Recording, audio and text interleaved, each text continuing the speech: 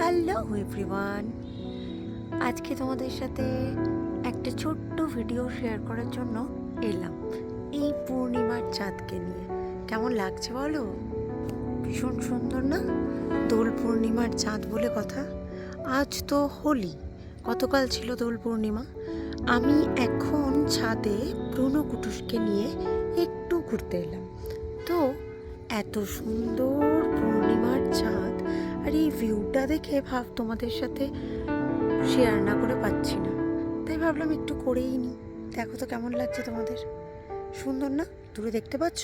ওটা কিন্তু ব্রুনো, আর কুটুস রানী ওই কর্নারে ওই যে হাঁটছে, দুজন দুই মাথায় বসে আছে। আর তোমাদের একটু ছাদ থেকে চারিপাশটা দেখিয়ে নিই, কেমন লাগছে বলো তো? এখানে না ছাদ থেকে ভিউটা ভীষণ সুন্দর।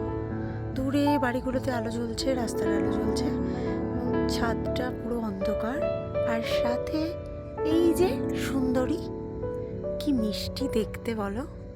আমার না চাঁদ খুব ভালো লাগে, কি জানি কেন। পূর্ণিমা হলেই আমি রাত্রিবেলায় ছাদে থাকি অনেকটা সময় শুধু চাঁদ দেখে কাটিয়ে দিই। এত ভালো লাগে, কিছু বলতে হয় না।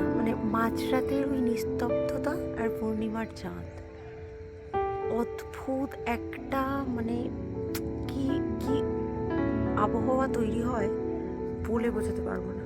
আর আজকে তোমাদের সাথে এগুলো শেয়ার করার পেছনে আরেকটা কারণ কি বলো?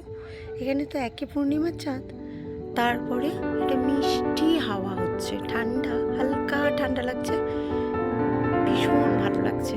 ওই লক্ষ্মীর পাঁচালিটা মনে আছে? দোল পূর্ণিমা নিশি নির্মল আকাশ, মৃদু মন্দ বহিতেছে মলয় বাতাস, একদম ওয়েদারটা সেরকম অপূর্ব লাগছে। তাই তোমাদের সাথে শেয়ার করার লোভটা সামলাতে পারলাম না। এই যে এখন আমরা তিনজনে মিলে একটু চাঁদ দেখি, ছাদে সময় কাটাই। চলো, তোমাদের সাথে পরে আবার কোনো মুহূর্ত নিয়ে আমি চলে আসবো। ততক্ষণের জন্য টাটা।